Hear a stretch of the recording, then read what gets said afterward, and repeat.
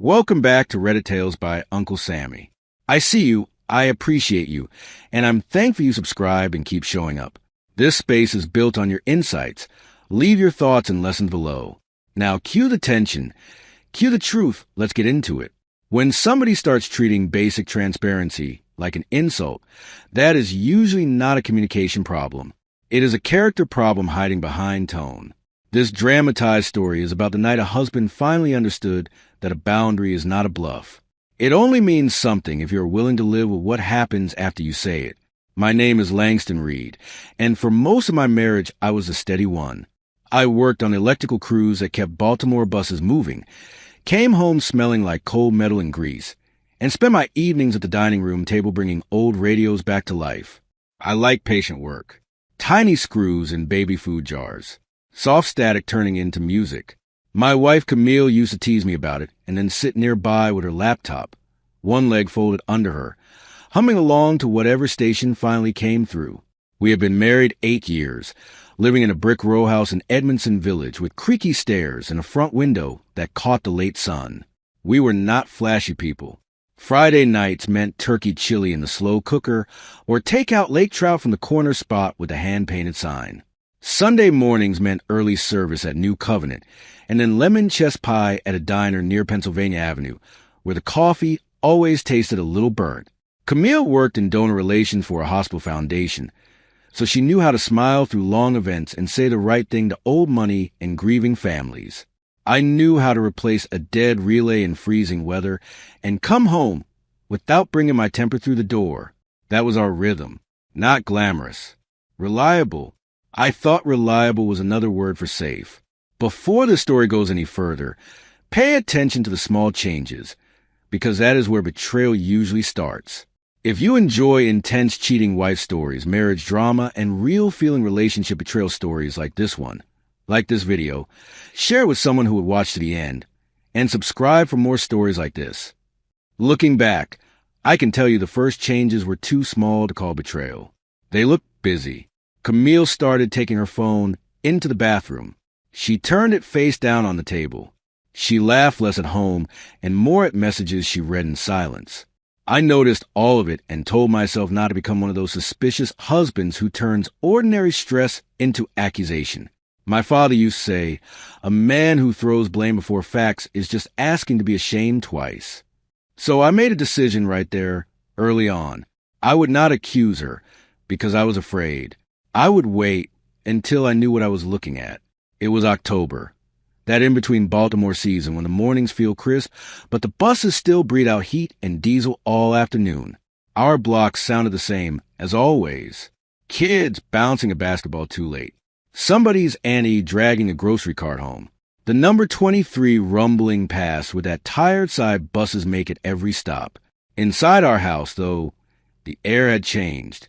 Camille used to kick her shoes off by the door and start talking before her coat was even off.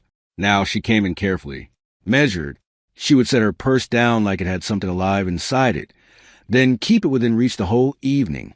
Even when she said she was tired, she never really relaxed. The first thing I found was a valet stub in the pocket of her wool coat. It had a Harbor East Hotel logo on top, one of those places with glass walls and lobby flowers taller than children. Camille told me she had spent that Tuesday night at a donor planning meeting in Towson. I stood in our kitchen with that little paper square in my hand and made excuses for her faster than she could have. Maybe the hospital booked a room there. Maybe a board member chose the venue last minute. Maybe it blew into her pocket by mistake. I threw it away, and the second it hit the trash, I hated myself for doing it. A week later, I was in Marvin's barbershop, getting the sides cleaned up when one of the men in the waiting chair said, casual as weather, I saw Camille down by the water the other night. She had on a coat I almost didn't recognize. He said it smiling, not meaning harm. In our neighborhoods, people mention what they saw because that is how communities work. I laughed and said she was probably at another hospital event. Marvin met my eyes in the mirror, but did not say anything. That was the first public moment. My private worry stood up in a room and looked around. I went home with my neck clean and my chest heavy. I tried to fix us before I had proof there was anything to fix. I bought tickets to a black film festival downtown because Camille used to love arguing over movies during the drive home. I made reservations at a little place in Mount Vernon, where the waitress remembered that she liked her salmon plain and I liked extra lemon. She canceled both. Too much work, she said. Her feet hurt. Her head hurt. She was just drained.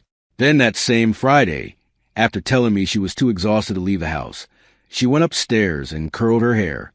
When I asked where she was going, she said, "I forgot to mention, I promised the foundation girls I would stop by for one drink." One drink turned into midnight. I did what embarrassed men do when they are trying not to become hard. I searched for myself before I searched her. I asked whether I had gone dull, whether too many evenings spent with soldering wire and old radios had made me quiet in the wrong way, whether my love had turned practical and unromantic without me noticing. Shame can make you generous toward lies. It can make you volunteer to carry blame that is not yours. So I carried a lot of it. I started coming home earlier. I put my phone away at dinner. I asked more questions about her job. Camille answered kindly enough, but her attention stayed elsewhere, like she was keeping one ear pressed to another room. By November, even our traditions started slipping. Sunday dinner turned into her sleeping late. Church turned into her saying she would watch the stream later. Camille loved church hats and gospel harmonies and little old women who smelled like powder and peppermint, but suddenly she was too busy for all of it. One Sunday I came back with 2 slices of pie boxed up for home. She thanked me, kissed my cheek, and barely touched hers. That bothered me more than the cold pie in the refrigerator. It was such a small thing, but marriages break in the small places long before they crack in public. I knew that. I just did not know mine was already leaning. I suggested counseling on a Wednesday night, while rain clicked against the kitchen window. I kept my voice gentle, because I was not trying to win. I was trying to reach her. Camille stared at me for a second like I had insulted her intelligence. "We do not need counseling," she said. "We need a week where nobody is asking anything from me." I could have pushed then. I could have said a wife hiding her phone and disappearing on weekends was not normal stress. Instead, I backed off because I still want to believe tiredness was a villain, not dishonesty. That was another choice I made, not because it was wise, because hope often looks wiser than it is. The first person who said out loud that something felt wrong was my sister Tracy. She invited us to her house for a Saturday fish fry in early December. Tracy lived in Woodlawn in a narrow townhome that always smelled like lemon oil and camera equipment, because she shot legal depositions and training videos for law firms all over the city. At my wedding, years earlier, Tracy had been the one fussing with Camille's veil and dabbing tears with the edge of her own sleeve. That day at the fish fry, while everybody else talked over spades and potato salad, Tracy watched Camille check her phone under the table and said nothing until she walked me to my truck. "I do not know what is going on," Tracy said, leaning against my fender in her house slippers, "but busyness does not make people hide their screen." She was not dramatic by nature. That is what made her hard to dismiss. Tracy saw details for a living.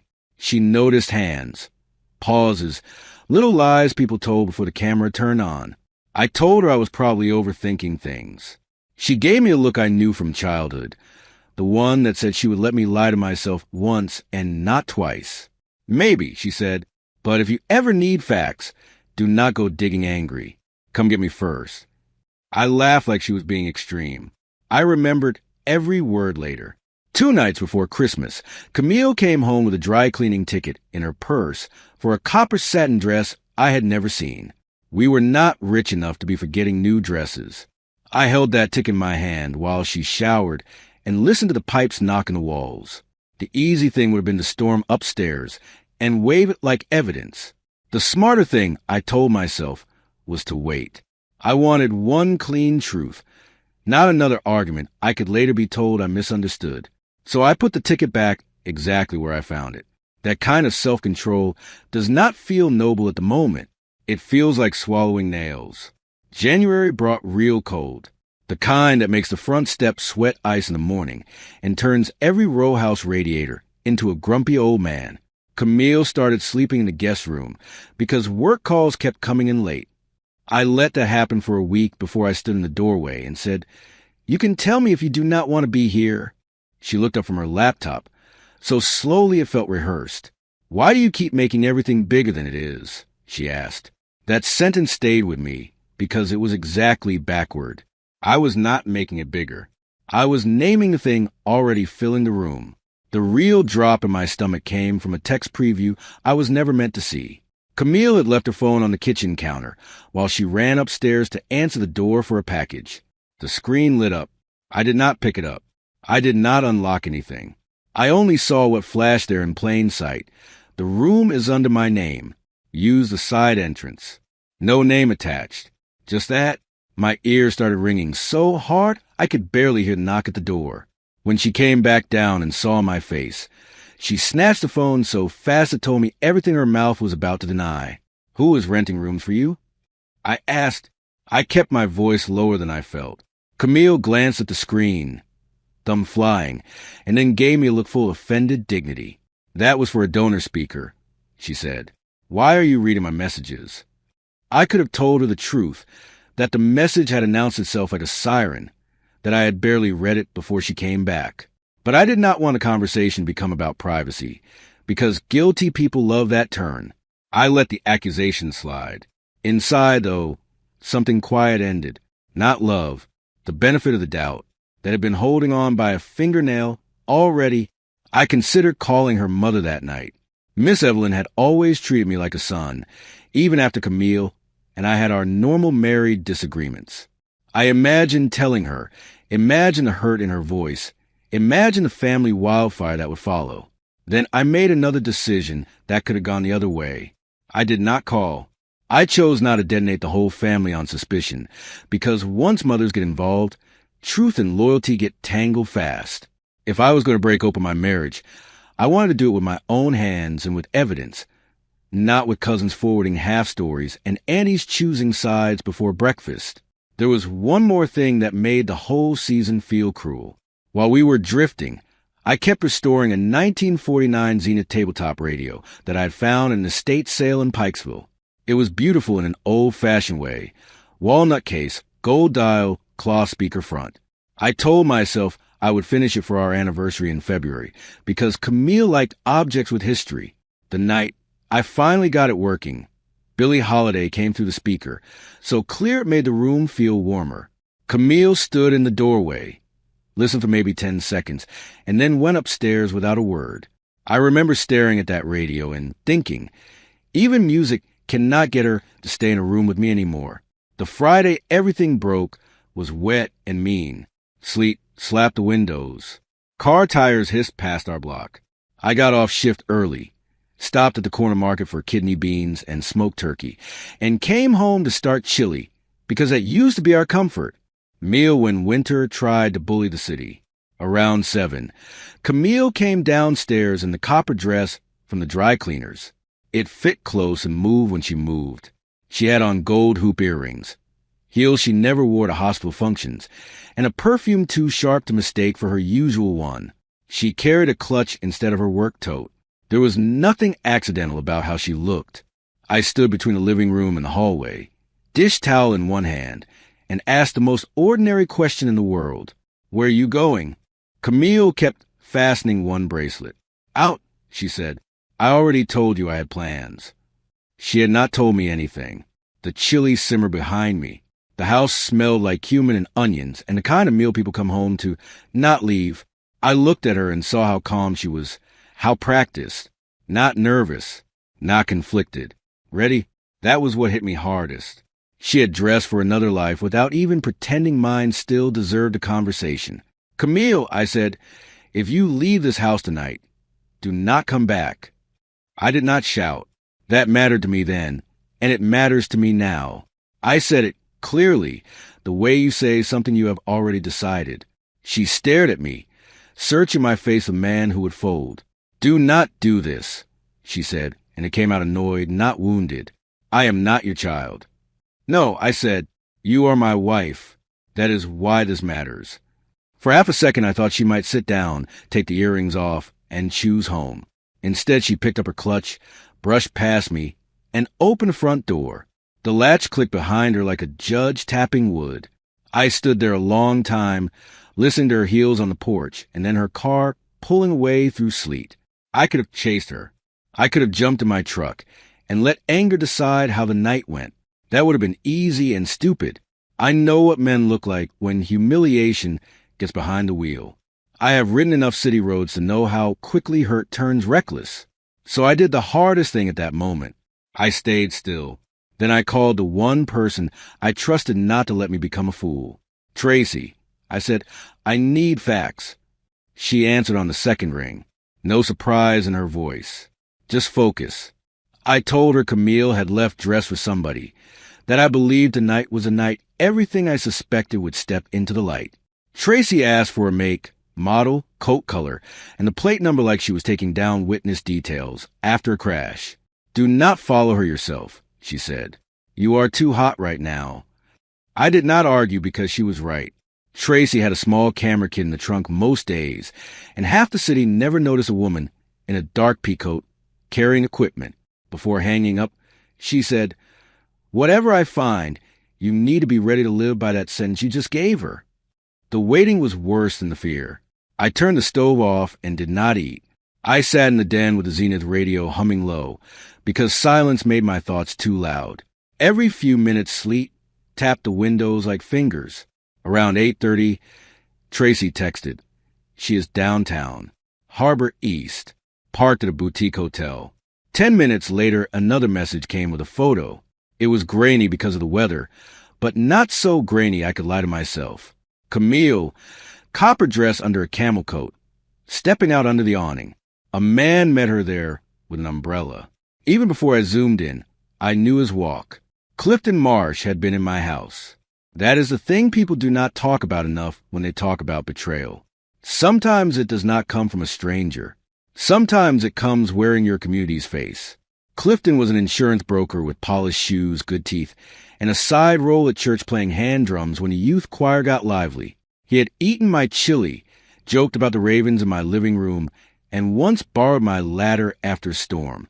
The photo showed him reaching for Camille's elbow the way a man does when he already knows where a woman likes to be touched. I had to set my phone down before I cracked it. I called Tracy immediately. She answered in a whisper. I am inside, she said. There's live jazz in the lounge. They are not tucked away. They think they are safe. I asked if she had enough. She said, I have them entering together, being seated together, and him kissing her hand like this is a scene from a bad movie. If you come calm. I started for my keys and then stopped.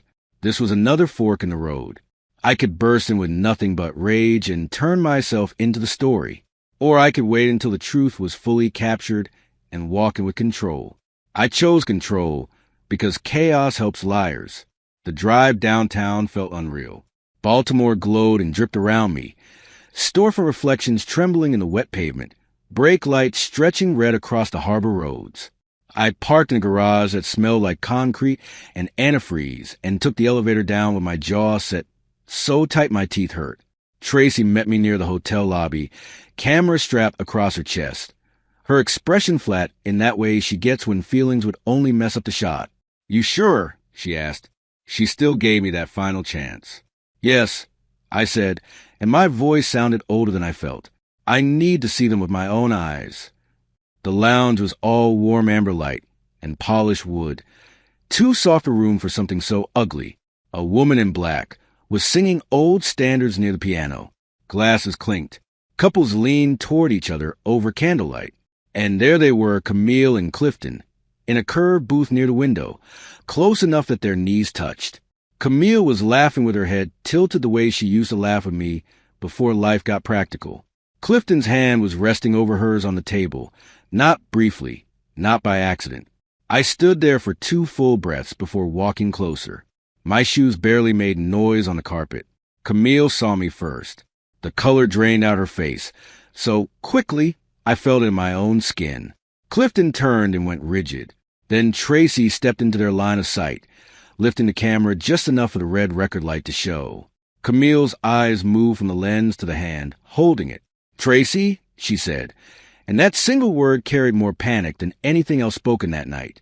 Of all the people in the city, it was my sister, the woman who had fixed her veil before our wedding, the woman who had brought soup when Camille had the flu. That was when Camille truly understood this was not gossip. It was the truth preserved. "Sit down," Clifton muttered to Camille, like he had no authority left. He rose halfway from the booth and tried to square his shoulders at me. "Langston, man, let's not do this here." His voice had that oily calm some men use when they're scared, and hoping tone can replace integrity. I looked at him and felt something surprising. Not heat, not the urge to hit him, just disgusting, clean and cold. "You already did this here," I said. "I am just the one who arrived before dessert." A couple at the next table went still. The singer kept singing. Shame does not stop rooms. It just isolates one table inside them. Camille stood up too fast and almost knocked her glass over. "It is not what you think," she said, which is the oldest bad line on earth. Tracy kept filming, steady as the weather. "Then say what it is." I told Camille, "Say it plain." She opened her mouth, and nothing useful came out. Clifton tried a different road. "We have been talking," he said. "That is all." I nodded once. "At a hotel lounge, with her hand in yours, after she left our home dress for you." My voice stayed even because I wanted every word to land without help from volume. People respect calm more than fury when the facts are ugly enough. Camille looked at Tracy again, and I watched humiliation hit her in layers.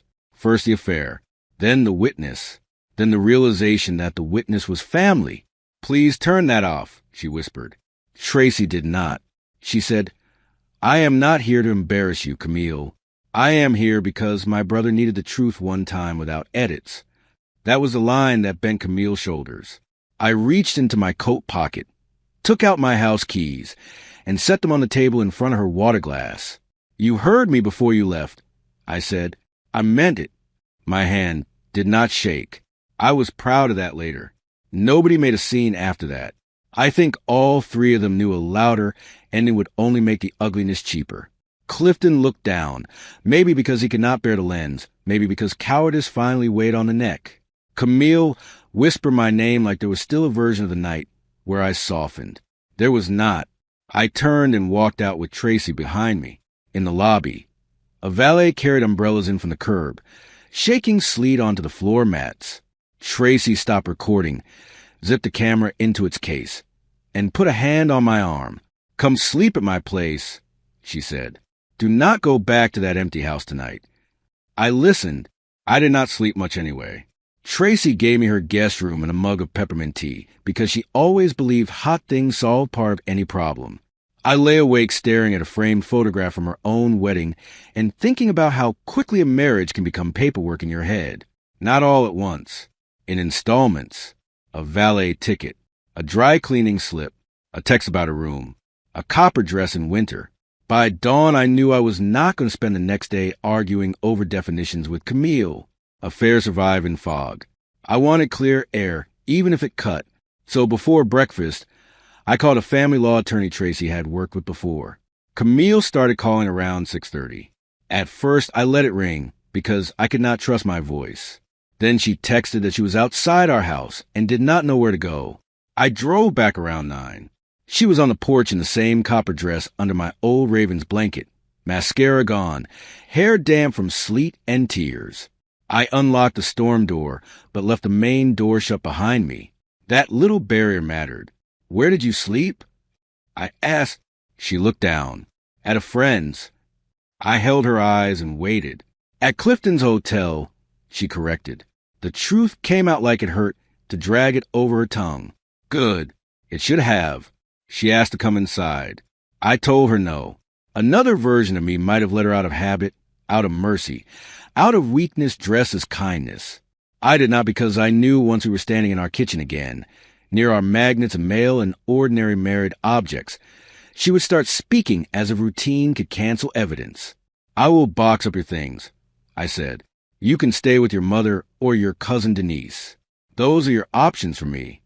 Camille cried harder at that, not dramatically, just with the stunned sound of somebody hearing consequence in a human voice.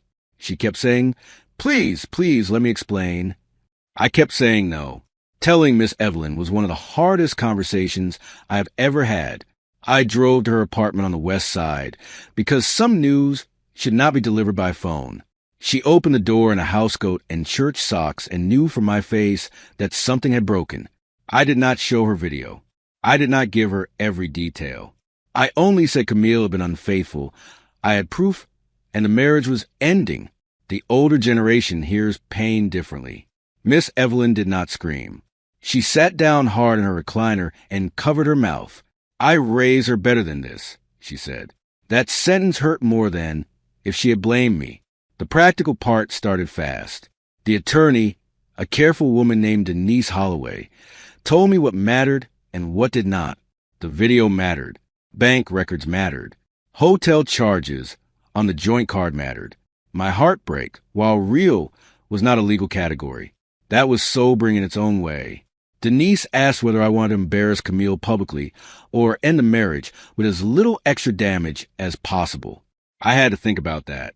I could have turned the video into a family scandal by lunchtime. I chose not to because humiliation is not the same as justice. I wanted out, not applause. So the recording stayed with my attorney and with Tracy, nowhere else. When Denise subpoenaed account records, a fuller picture appeared. Clifton had not just been a one-night mistake. There were restaurant charges stretching back 4 months, cash withdrawals near his office, and a weekend spa bill from the day Camille told me she was volunteering at a youth fundraiser. I sat at Denise's conference table looking at those statements while a copier whirred somewhere down the hall. Numbers can be cruel because they do not blink. Every charge was proof that deception had a schedule. I felt embarrassed by how long it had been happening, then angry at myself for feeling embarrassed. Her choices were not evidence of my stupidity. They were evidence of her willingness. Camille wrote me 2 letters during that first month apart. She left them in my mailbox because I would not meet in person.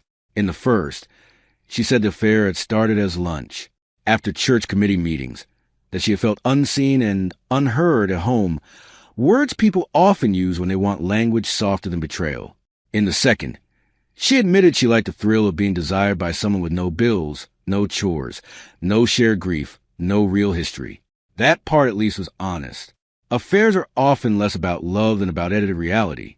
I read both letters at my kitchen table and realized accountability still had not fully arrived in her voice. I did not come out of those weeks looking perfect. I had my own hard truths to face. I can withdraw when I am hurt. I can disappear into work and little repair projects instead of naming what I need. Sometimes I make mistakes. Therapy helped me say that without turning it into an excuse for Camille. A marriage can have dry places, unmet needs, boring seasons. Plenty of marriages do. That still does not make a side entrance to a hotel into communication. I had to learn the difference between self-examination and self-erasure. One helps you grow. The other helps cheaters keep the moral center of the story where they want it. Anywhere but on themselves. Word traveled because of course it did. Black Baltimore can feel big on a map and small by Sunday afternoon. I heard that Clifton stopped coming to choir rehearsal before I ever saw him removed from the church bulletin. Somebody's cousin told Marvin at the barbershop that Clifton was taking time away. Men who do dirt always want dignified wording once the bill arrives. I never stood up in church and exposed him. I met privately with Pastor Ryan and gave him what he needed. Not gossip. Facts. Later, Clifton was quietly taken off the finance committee and the music rotation. That was enough for me. I did not need a public stoning. I needed the lies to lose their stage. The house changed shape after Camille moved out. Not physically at first. Emotionally. There was more room in every doorway and more silence in every room. Some nights I hated that silence. Other nights it felt earned. I boxed her books carefully, wrapped a framed wedding photo in a newspaper, and took down the copper-colored throw pillows she had insisted made the den look grown. Tracy came by on Saturdays with coffee and refused to let me sink into bitterness. She would sit at the table while I worked on the Zenith radio and talk about anything except Camille until I was the one to bring her up. That kind of love from family saved me more than speeches ever could. The divorce took 8 months, which is another thing people do not say enough. Catastrophes can happen in one night. Consequences take calendars. There were appraisals, mortgage discussions, split accounts, furniture lists that made us sound like we had only ever been a warehouse inventory. Camille wanted me to sell the house and divide the profit. I chose to refinance and keep it. That choice cost me. My payment went up. I took extra weekend call shifts. But I kept the house because it was the first place that ever felt built by my own hands. I had replaced light fixtures in every room, fixed the back steps twice, and planted the hydrangeas out front with my mother before she passed. I saw Camille one final time after the papers were signed. It was late October, almost a year from when the first suspicions had started. I was at Lexington Market picking up crab cakes for Tracy's birthday dinner when I spotted her near the bakery counter. She looked thinner, quieter, dressed plain in jeans and a raincoat, no copper satin anywhere. She saw me and froze, then walked over with that careful posture people use when they know they're approaching pain they caused. "Langston," she said, "just my name. No title left. No place to hide in a sentence." I nodded and waited because some endings deserve to speak for themselves. Camille did not ask how I was. Maybe she knew she had lost that right. Instead, she said the one thing that sounded completely unvarnished.